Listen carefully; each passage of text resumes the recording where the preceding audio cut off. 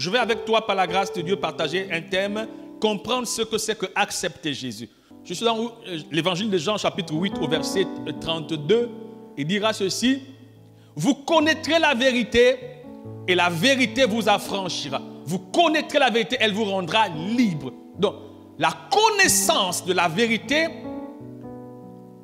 a son importance dans la suite de ta vie, dans ton développement, dans ton avenir, dans ta distinction, dans ta possession et même dans ta propulsion.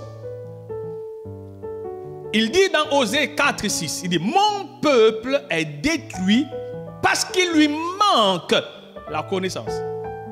Et dans Jean 8:32, il dit: vous connaîtrez la vérité et elle vous rendra libre. Donc, ça veut dire que le fait de ne pas connaître la vérité nous fragilise, nous neutralise, nous persécute la destinée. C'est pourquoi il est important de connaître.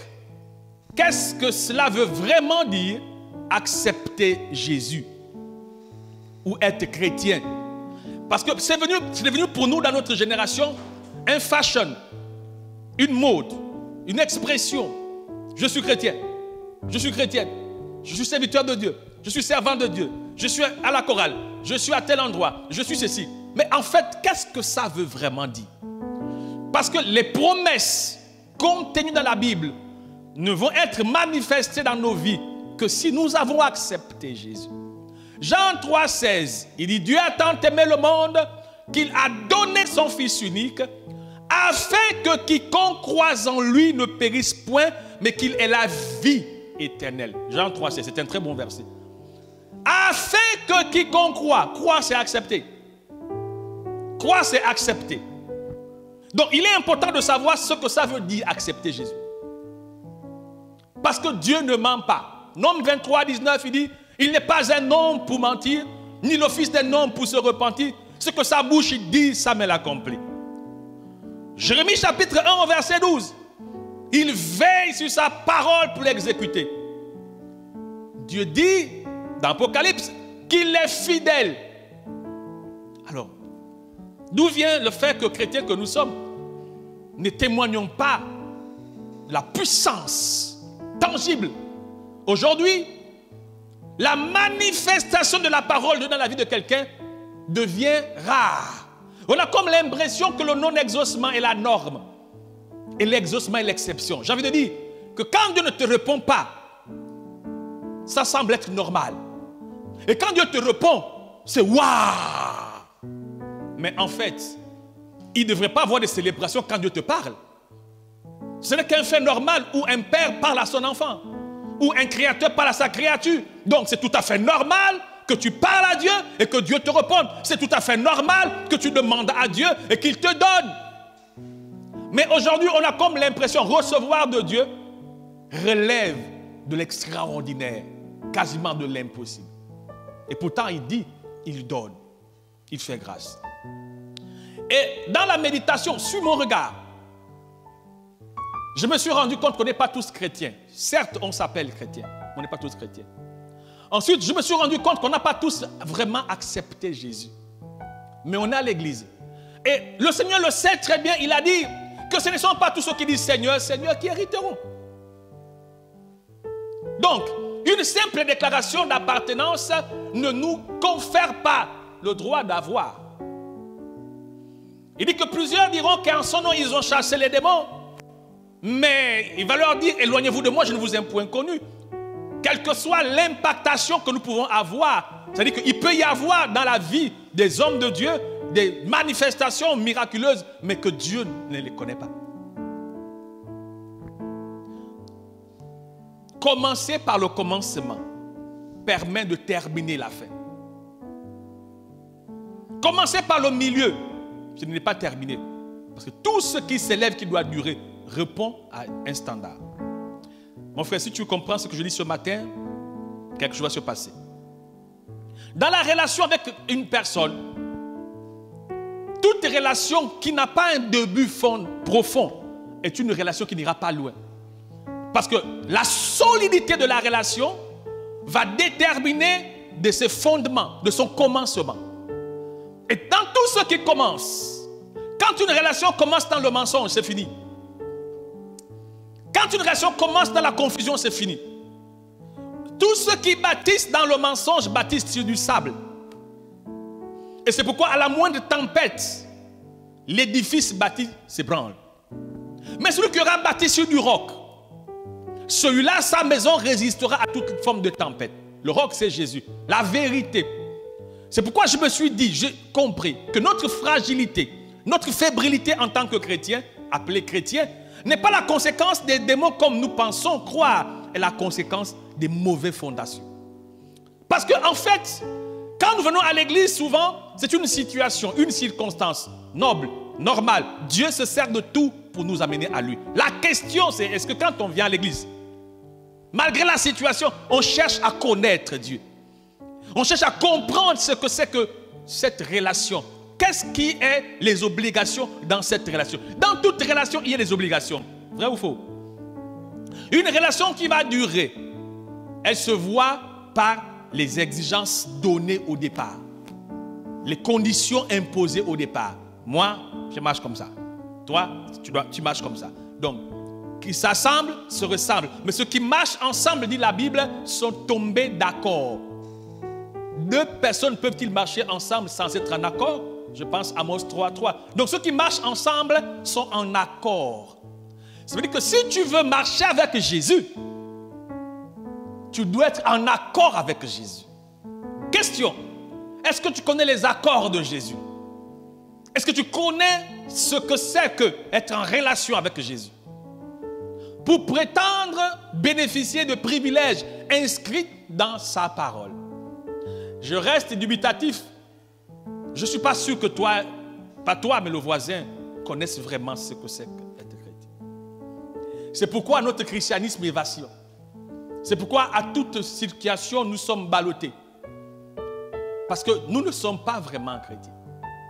Mais on s'appelle les chrétiens. C'est dur, n'est-ce pas, de le dire. Mais c'est ça en fait. Nous sommes dans des dominations ou des dénominations. Je suis catholique, je suis protestant, je suis évangélique, je suis témoin de Jéhovah, je suis ceci, je suis cela. Et puis, est-ce que tu as Jésus? Est-ce que tu es de Jésus? Qu'est-ce que ça veut dire être à Jésus? Ou accepter Jésus? Mon frère, à tous ceux qui l'ont reçu, à tous ceux qui croient en son nom, a donné le pouvoir de devenir. Jésus est la parole. Donc à tous ceux qui ont reçu Jésus qui est la parole leur a donné le pouvoir de devenir enfant de Dieu. Devenir enfant de Dieu, c'est devenir opérant sans limite. Avoir sans limite. L'impossible devient possible. À qui? Pas à ceux qui viennent à l'église. Pas à ceux qui prient, à ceux qui l'ont reçu. Dieu ne choue jamais. Dieu ne choue pas. Un enfant de Dieu ne peut pas échouer. Matthieu 5, 14 dit, vous êtes la lumière du monde. Ésaïe 53, 5, par ses meurtrissures, nous sommes guéris. Le gars, il nous a tout donné. Mais regardons-nous, où en sommes-nous? Accepter Jésus, c'est accepter sa parole. Ce n'est pas lui imposer nos émotions et nos sentiments. Accepter Jésus, c'est accepter sa parole. Question, est-ce que tu as accepté sa parole? Je vois les chrétiens vivre leur christianisme, hein. Vraiment, chacun a taillé son christianisme à sa dimension.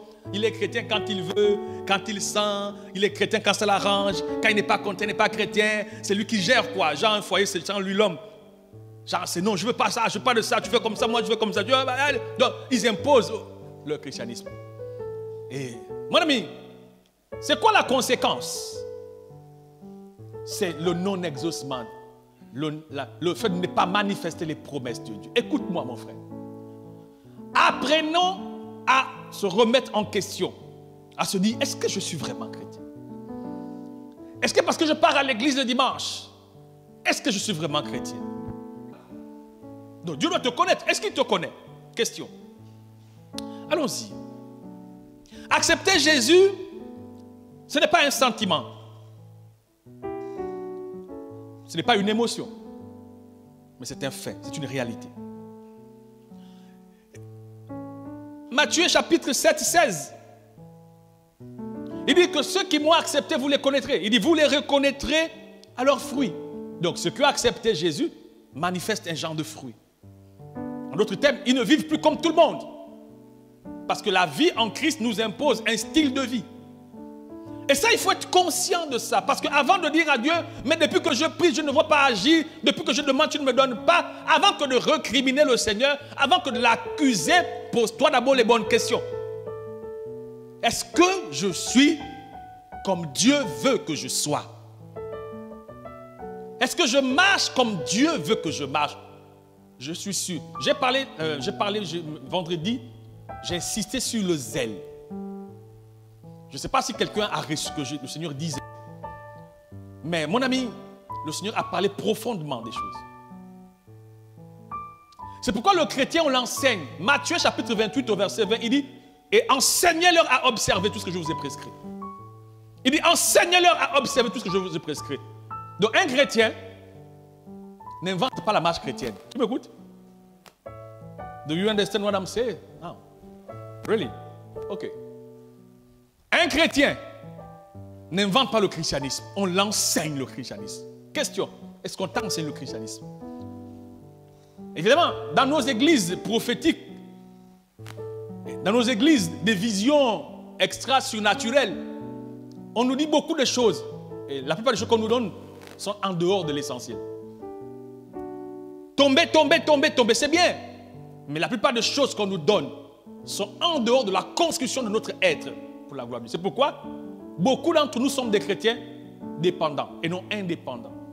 Il dit, si le Fils vous a affranchi, vous serez réellement libre. Nous dépendons encore du monde. Nous dépendons encore des choses. Alors qu'il dit, mon juste vivra par la foi. Le fait d'avoir accepté Jésus, nous opérons dans la foi. Et la foi, c'est une sphère d'opération sans limite.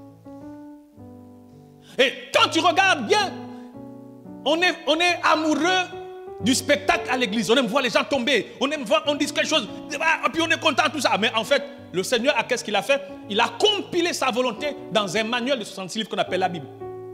Toute la volonté de Dieu sur l'homme, sur la terre. Le comment, le pourquoi, tout est compilé dedans. Ce manuel-là est aussi le manuel, la constitution du royaume des cieux. Si tu veux comprendre comment Dieu opère, c'est dedans. Si tu veux comprendre pourquoi tu existes, c'est dedans. Si tu veux comprendre comment Dieu amène les hommes et femmes à devenir des personnes d'exception, c'est dedans. La bonne nouvelle, c'est que Dieu ne nous a rien caché. L'extra bonne nouvelle, c'est qu'il a mis en toi un être qu'on appelle le Saint-Esprit qui t'aide. Alors, qui t'aide vraiment à avoir la connaissance parfaite de ça. Donc, à un moment donné, je comprends qu'en fait, notre condition est un choix volontaire. L'homme fait le choix d'être ce qu'il est. Mais quand ça ne va pas, il se plaint auprès de son Créateur en oubliant qu'il a dit dans Deutéronome chapitre 30, 19, il dit, je mets devant toi la vie et puis la mort. Choisis. Donc, comme celui qui m'a précédé l'a dit tout à l'heure, nous sommes l'expression de notre choix. La conséquence de notre volonté. L'homme n'est pas ce qu'il entend, l'homme est ce qu'il a choisi d'être. Donc, accuser Dieu, c'est vraiment une fuite en avant. Est-ce que tu as accepté Jésus? Oh oui, je t'accepte, tout le monde regarde, oh je t'accepte. Donc vous n'avez pas accepté alors? Très bien, ça commence à se soumettre. Donc accepter l'homme là, c'est un ensemble d'exigences. Il y a certes des avantages, mais il y a des exigences. On continue. Accepter veut dire quoi? Il se soumettre. C'est un engagement. On continue. Accepter veut dire quoi? Donc, que veut dire accepter Jésus? Bon, on a dit que c'est accepter sa parole. C'est sa parole. Mais qu'est-ce qu'il y a dans sa parole? Des lois, des principes, des commandements, des ordonnances. Donc, quand tu acceptes Jésus, ce n'est pas un fashion, une mode. Alléluia, Jésus, je t'ai accepté. Ce n'est pas du sensationnel. C'est une vérité visible. Cette acceptation nous caractérise désormais et nous impose. Quand tu deviens une femme mariée ou un homme marié, tu n'as plus ta liberté d'aller chez tes parents comme tu veux, aller dormir quand tu veux. Quand tu te maries, il n'y a plus de « oh, moi, je ne suis pas d'accord ». D'accord ou pas d'accord, d'accord forcé. Quand tu te maries, je veux vraiment que quelqu'un me comprenne. Je pense qu'il y a tellement de bricolage et de cafouillage du christianisme et ça produit des antivaleurs et on a comme l'impression que Jésus est mort. Pas possible. Quand on se marie ou quand on accepte de sortir avec quelqu'un, je vais parler comme tout le monde au quartier, quand on accepte de sortir avec quelqu'un, ça veut dire qu'on ne partage plus, n'est-ce pas? Ça veut dire que c'est maintenant toi le titulaire. Ça veut dire que toi et moi, c'est Ima, n'est-ce pas? Donc, quand tu acceptes quelque chose, tu te soumets à un ensemble de conditions indiscutables. Le jour où le gars te voit dans un way, avec une go, le gars a le droit de te plier les mangamba parce que tu as accepté. Donc, si effectivement, il te trouve dans un truc machin façon, le gars il est capable de te bastonner parce que tu l'as accepté. Donc, en l'acceptant, tu sais à quoi tu dois t'attendre. Donc quand tu as accepté Jésus, tu dois comprendre les exigences qui vont avec. Tu dois savoir qu'accepter Jésus veut dire, je suis une propriété, je ne suis plus un propriétaire. J'appartiens, et comme j'appartiens, il a le droit de décision, d'opération, d'action. Je dois lui être soumis totalement, entièrement. Je marche dorénavant à la lumière de sa parole. Je suis guidé par sa parole. Ce n'est qu'en opérant de cette manière que ce qui est prévu.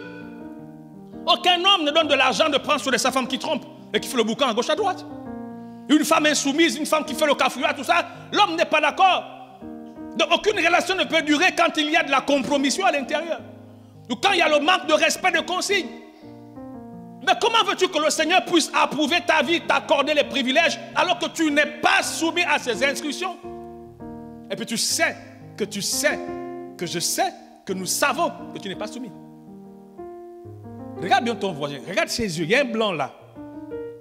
Il y a un blanc d'insoumission. Un blanc de rébellion. Regarde bien. Dis voisin, lève les verres. On va s'il y a les verres, dis voisin, lève les verres. Dis voisin, lève les verres, on va regarder. Franchement. Il dit, vous les connaîtrez à leurs fruits. Matthieu 7, 21, il dit quoi? Ceux qui me disent Seigneur, Seigneur, n'entreront pas tous dans le royaume des cieux. Donc, ce n'est pas tous ceux qui disent Seigneur, Seigneur qui sont vraiment les chrétiens. Mon ami, Matthieu 15, 8, il dit quoi? Ce peuple m'honore des lèvres. Il dit, ce peuple m'honore des lèvres, mais son cœur est éloigné de moi. Donc, c'est un christianisme de figuration, d'expression, et non de démonstration. Pour marcher dans la victoire en Christ, pour marcher la victoire, dans la guérison, dans les prodiges, dans les miracles, dans les possessions, dans les choses extraordinaires, il faut que tu appartiennes à Jésus. Le secret. Le secret. Il faut que tu appartiennes. Quand nous acceptons Jésus, savons-nous ce qui devient notre partage comme vie? Savons-nous ce que nous devions dorénavant faire? Sommes-nous conscients? Comprenons-nous les nouvelles règles de vie qui nous sont imposées? Je ne crois pas. C'est pourquoi tu vois des chrétiens disent, c'est ma vie, je fais ce que je veux. Quand il n'est pas content, il ne fait pas. Quand il ne veut pas, il ne fait pas. Parce qu'il estime que c'est sa vie. Quelqu'un m'avait dit un jour quand j'ai appris content ou pas content, content quand même.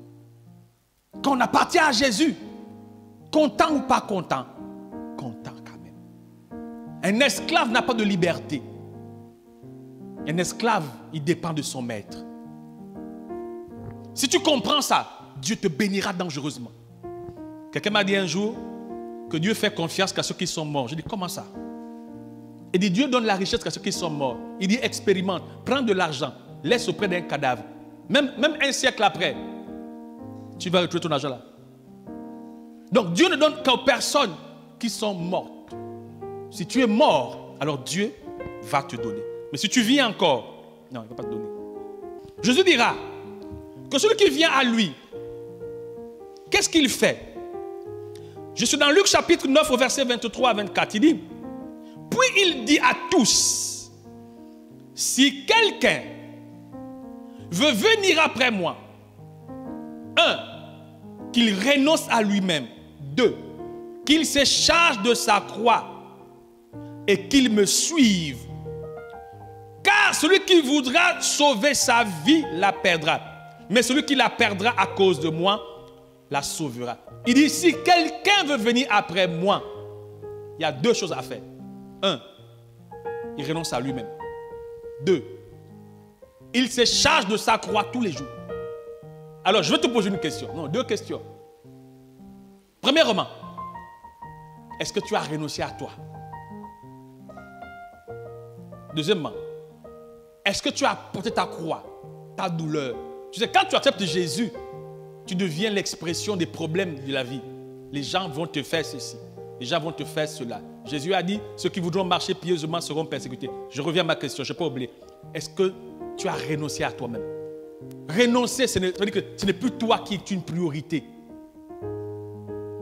C'est lui qui devient ta priorité. Ce n'est plus toi qui vis, mais c'est lui qui vit en toi. Le renoncement, c'est un choix, un choix volontaire qu'on fait de ne plus, d'abandonner.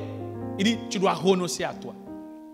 Entre Dieu et toi dans ta vie, qui conduit ta vie? Beaucoup pensent que les valeurs morales sont l'expression de l'acceptation du Seigneur Jésus. Non. La vie a des valeurs. Et quand on est un enfant bien éduqué, on a des valeurs, on a des normes. Un enfant bien éduqué n'insulte pas. Ça n'a rien à voir avec la spiritualité. Un enfant bien éduqué ne vole pas. Ça n'a rien à voir avec la spiritualité. C'est vrai que la parole de Dieu est le standard de la vie stable. Donc un enfant bien éduqué, il a un standard de la vie stable. La loi de l'effort, ce n'est pas le christianisme. Même si ça fait partie des normes, un chrétien n'est pas paresseux. Donc quand une personne a des valeurs de la vie en société, ça ne veut pas dire qu'il est chrétien. Ah oui, il y a des enfants polis, courtois, humbles, bien éduqués. Mais ce n'est pas dire qu'ils ont accepté Jésus. Accepter Jésus te soumet à quoi? À un changement de paradigme. Et ça, il faut l'accepter. Tu sais ce que c'est qu'être chrétien. 2 jours, tu es chrétien. Le 3e jour, tu es païen. L'année là, tu es chrétien. L'année qui suit, tu es parti. Tu fais 2 ans, 3 ans, tu es obéissant. L'année qui suit, boum, tu es parti. Tu dures à l'église. Il y a toujours toi. Rien ne change. Rien ne change. Dans les mêmes choses.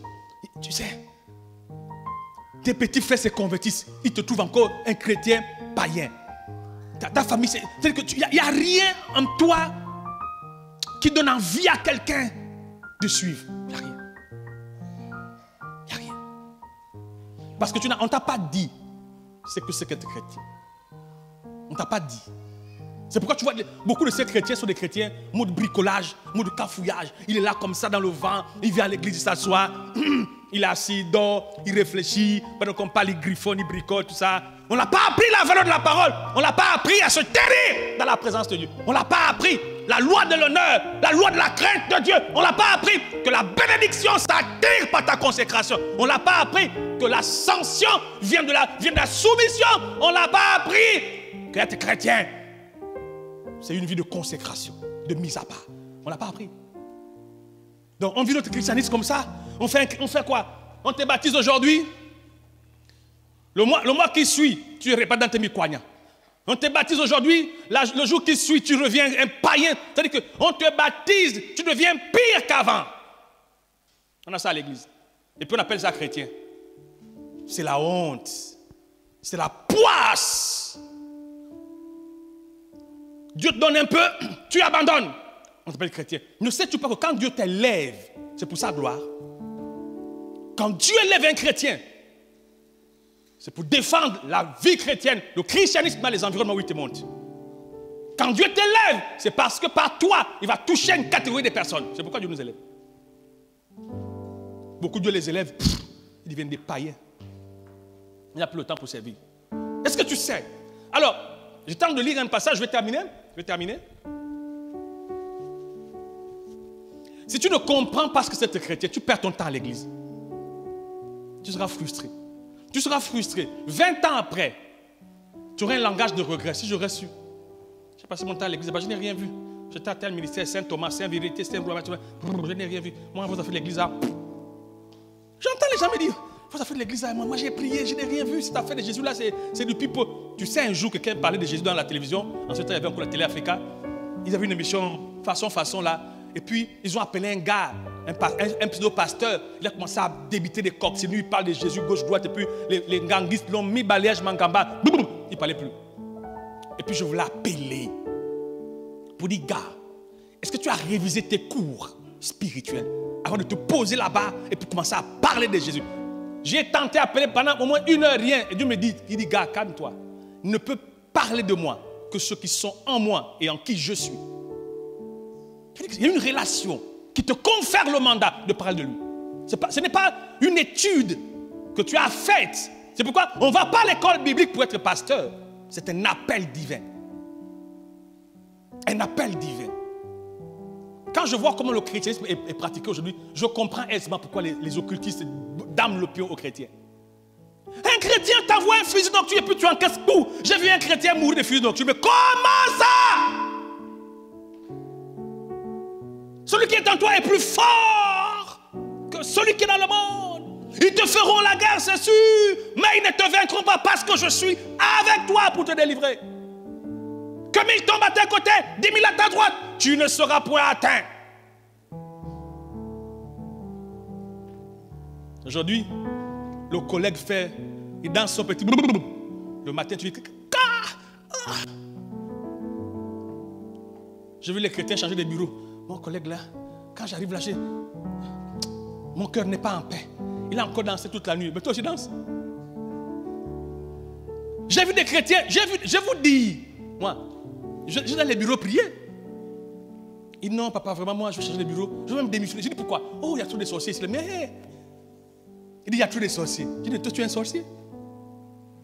Ah non, pasteur, moi, vraiment, je ne suis pas en paix. Quand je dis que je rentre dans le bureau là, j'ai commencé à avoir la fièvre, les maux de tête. Je dis toi, tu es chrétien, non? De vous deux, qui doit avoir les maux de tête et la fièvre? Pourquoi c'est toi? Ah non, mon papa, moi, Dieu m'a dit de partir. Quoi? Ah! Quand c'est comme ça, mon gars, tu élèves le niveau. Hey!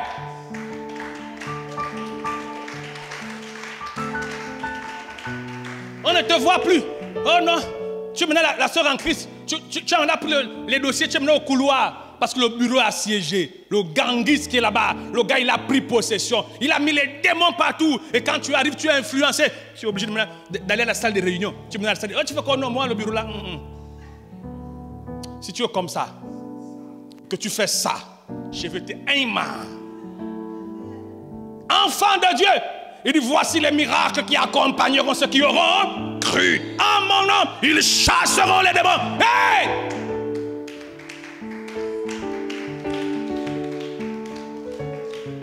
Il dit en mon nom, ils chasseront les démons. Voici les miracles qui accompagneront ceux qui m'auront accepté.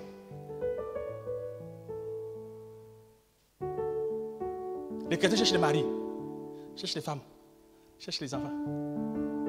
Matthieu 6, 33. Cherchez premièrement et le reste. Depuis là, je ne me marie pas. Depuis là, je n'ai pas d'enfant. Mais pour avoir l'enfant, il faut faire les choses. C'est même la chose la plus facile pour avoir l'enfant. Avoir la promotion. Tu es chrétien. Il y a des lois. À tous ceux qui l'ont reçu, elle a donné le pouvoir de devenir. Jésus, c'est qui? La parole. À tous ceux qui l'ont reçu, mon frère. Pas à ceux qui parlent de Jésus. Je reviens sur le principe. Est-ce que tu acceptes Jésus? Je termine avec ce passage. Il dit que ceux qui l'ont reçu ne sont plus maîtres de leur vie. Quand tu as reçu Jésus, ta vie ne t'appartient plus. Je suis dans Luc chapitre 9, 23, 24. Il dit, puis il dit à tous, si quelqu'un veut venir après moi, qu'il renonce. Luc 14, 26 à 27. Il dit, Si quelqu'un vient à moi, s'il n'est pas son père, sa mère, sa femme, ses enfants et ses soeurs et même sa propre vie, il ne peut être mon disciple. Il y a un niveau où ta vie ne compte plus pour Dieu. Tu es trop conscient de ta vie. Tu aimes trop ta vie plus que le Seigneur. À un niveau, tu seras privé du Seigneur. Tu aimes trop ta vie plus que Dieu. C'est une erreur. Tu sais, même quand on parle d'argent, tu vois quand on parle d'argent à l'église, les gens sont, ah mon Dieu, la dîme. Si tu prends ton salaire à la fin du mois, tu n'as pas une culture d'honorer Dieu en priorité. Tu auras un problème de certaines bénédictions. J'ai travaillé.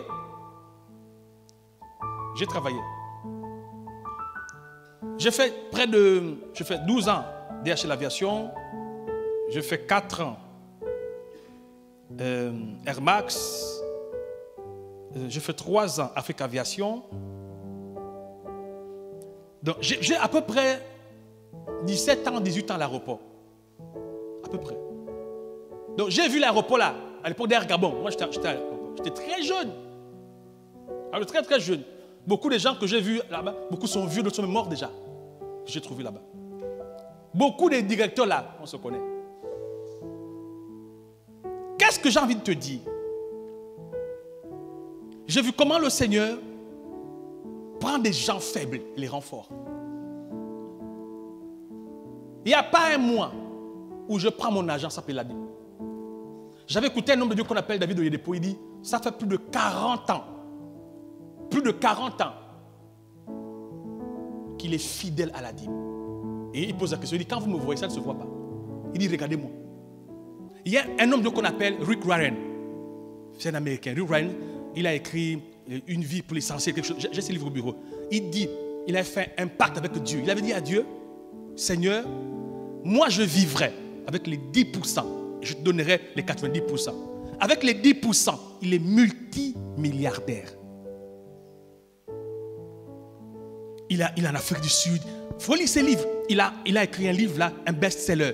Vendu à combien de centaines de mille exemplaires dans le monde entier. Traduit à près de 60 langues. Une vie basée sur l'essentiel. Mais quand tu lis ces livres, tu comprends qu'en fait, Satan nous a trompés. Hein. Vrai. Il nous a bien eu. Il dit, les lois. La loi où Dieu a dit qu'il va ouvrir les écluses des cieux pour toi. Ce n'est pas la loi de la prière. Il dit, j'ouvrirai les écluses des cieux. Je te bénirai abondamment. Et je protégerai ta destinée. La loi là, c'est la dîme plus l'offrande. C'est pourquoi moi je ne viens pas dimanche à l'église. Avec un minimum d'offrande que Dieu m'a donné. Si Dieu m'a dit c'est temps, je viens. Parce que les principes de la vie, c'est dans la parole du Seigneur. C'est pourquoi je pose la question, est-ce que tu es chrétien? Tu es chrétien, baptisé par immersion, tu prends ton salaire, tu brouilles et puis tu dis, oh, Seigneur, il faut m'aider. Si tu manges ton salaire, écoute-moi mon frère, tu ne payes pas la dîme. Ce que tu es en train de faire, c'est que tu attires le voleur dans ta vie.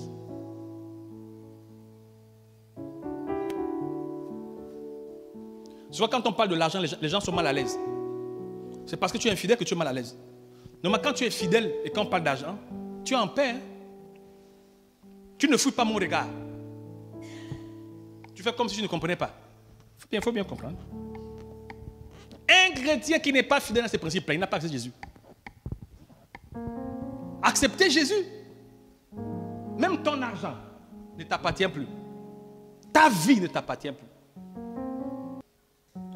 Jésus a dit qu'il n'y a pas quelqu'un qui a quitté le monde, son père, sa mère, son argent, ses biens, tout ça, pour lui, et qui ne recevra dans ce siècle présent au centuple et dans le siècle à venir.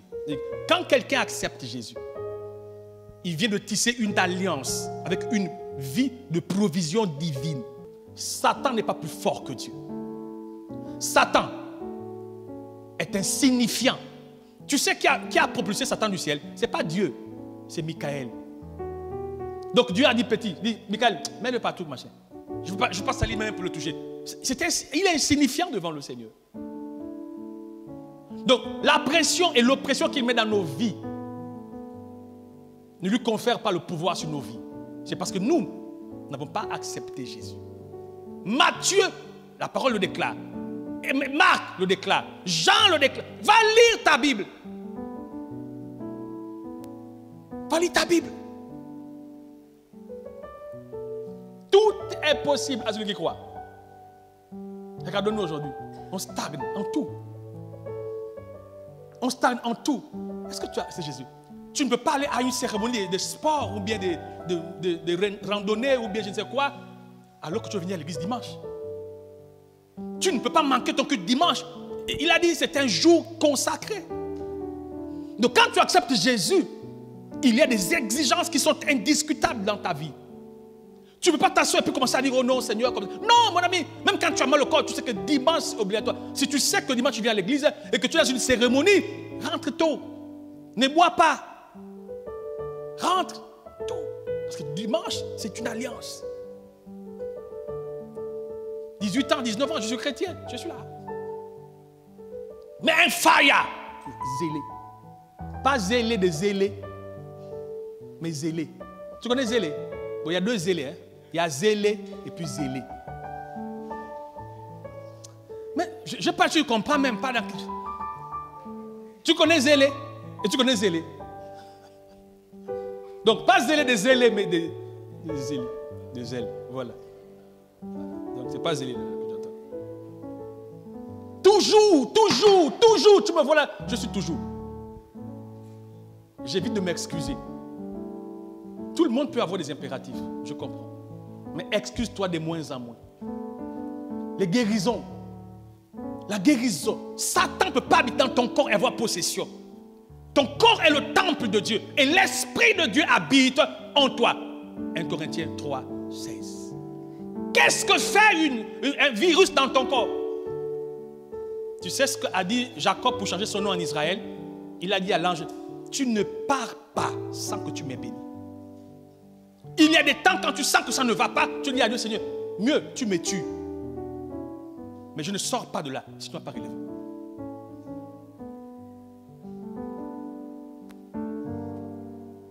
Que Dieu nous fasse grâce. Alléluia. Lève les deux mains, dis après moi, Seigneur, donne-moi de t'accepter. Seigneur, donne-moi de t'accepter. Réellement, esprit, âme et corps. Donne-moi de réaliser que tu existes vraiment. Donne-moi de prendre conscience que tu es Dieu véritablement et qu'à part toi, il n'y a point d'autre Dieu. Donne-moi de réaliser qu'avec toi, je vivrai une vie d'exception. Seigneur, donne-moi de réaliser que tu es plus réel que le réel, que tu es plus vivant que la vie. Donne-moi de prendre conscience que tu es la source de toute bénédiction, de toute élévation, de toute promotion, de toute possession, de toute distinction. Seigneur, rends-moi conscient, rends-moi conscient, rends-moi conscient. Je veux t'accepter.